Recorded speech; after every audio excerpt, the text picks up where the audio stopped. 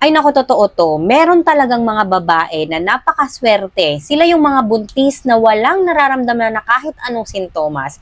Katulad nito ni Mami. Ang question niya, bakit po wala akong nararamdaman na symptoms or sign ng isang buntis, pero yung pregnancy test ko positive. And yung check-up ko positive. Pero hanggang ngayon, wala pa. Ibig sabihin, wala pa siyang nararamdamang symptoms. Kung pwede daw po ba yun? Pero bago ko sagutin yan, Mami, congratulations. Kasi in fairness, wala kang nararamdaman na symptoms. Alam mo ba, Mami, na maraming babae or maraming buntis na naghahangad na sana hindi nila nararamdaman yung mga na-experience nilang pagsusuka, pagduwal, or pagkahilo, pagsakit ng ulo, pagsakit ng puson, pagdurugo, yung mga ganong feeling. May mga buntis na nag-wish na sana matapos na sana hindi nila yun nararamdaman. And napakaswerte mo kasi hindi mo siya nararamdaman. Huwag ka masyadong mag-worry as long as positive yung check-up mo na buntis ka.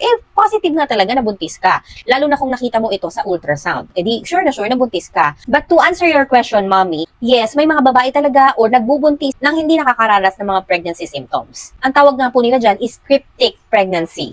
Ang cryptic pregnancy identified ng mga medical expert as when pregnant person does not know that they are pregnant. Na marirealize na lang nila na pregnant sila on their third trimester or kung mag-labor na sila. Doon lang nila malalaman na pregnant na sila. Siyempre may mga contributing factors kung bakit hindi nila alam na sila ay buntis. Number 1, irregular yung menstruation nila. May mga babae kasi na 3 months, 4 months, 6 months, or even 1 year, hindi sila dinadatnan. So if you're having irregular period, hindi mo talaga ma-identify if you miss your period. So hindi mo malalaman kung buntis ka. Pangalawa, they don't have pregnancy symptoms. Kagaya ng sa'yo, Mami, hindi ka nakakaranas sa mga pregnancy symptoms. But doesn't mean na under ka ng cryptic pregnancy kasi alam mo na nabuntis ka, nagpa-check up ka na eh. Pangatlo, hindi sila nagwe-weight gain, hindi lumalaki yung tummy nila. Hindi sila nagkakaroon ng baby bump. Pang-apat, may mga babae kasi na nakakaranas ng infertility. Hindi na nila ina-expect na sila ay posibleng mabuntis. So, hindi nila nalalaman na buntis na pala sila. Ang 5, possible na hindi pa sila nakakaramdam ng baby movement or fetal movement. Kaya ang cryptic pregnancy is mostly na-identify na buntis ka na pala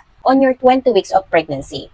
According sa studies nga, 1 out of 500 nalalaman na buntis sila on their 5th month kasi nararamdaman na nila na may gumagalaw sa kanilang tummy. So, doon lang nila na-identify na buntis pala sila. And lastly po, yung hindi ka naniniwala na buntis ka, you're not believing, you're not ready, is associated din sa cryptic pregnancy. Don't you worry, Mami, you know that you are pregnant because you have a positive pregnancy test ay nagpa-check up ka na sa doktor and positive na buntis ka daw. And later on, kapag malapit na ang iyong due date or nasa 3rd trimester ka na, imposibleng wala kang mararamdamang mga pregnancy symptoms. Kasi syempre, tataba ka, mag-weight gain ka eh. Malaki na si baby sa loob. Ang fetal movement, ayan na yung sisipain ka na, kikilitiin. Paggalaw ni baby, hiccups, yun yung mga mararamdaman mo sa loob ng iyong tummy. Kaya imposibleng hindi mo yan mararamdaman. And you are very lucky, Mami, dahil hindi lahat ng buntis ay gustong maranasan yung mga pregnancy symptoms. I-enjoy mo ang pregnancy journey mo na wala kang nararamdaman na kahit anong sintomas. So I hope, Mami Aesthetic, you learn from this content. Thank you for watching and keep on sharing. Bye!